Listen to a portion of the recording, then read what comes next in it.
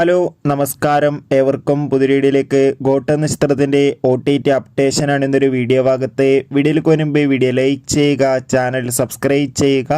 ഈ വരുന്ന സെപ്റ്റംബർ മാസം ധാരാളം ചിത്രങ്ങൾ OTT റിലീസ് ചെയ്യാൻ പോവുകയാണ്.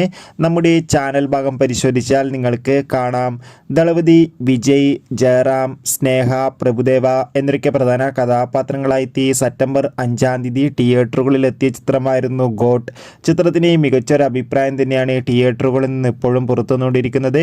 അതുകൊണ്ട് തന്നെ എല്ലാ സിനിമാ പ്രേമികളും ഒരേപോലെയാണ് ഗോട്ട് എന്ന ചിത്രത്തിൻ്റെ ഓരോ അപ്ഡേഷനും അറിയാൻ വേണ്ടി കാത്തിരുന്നത്.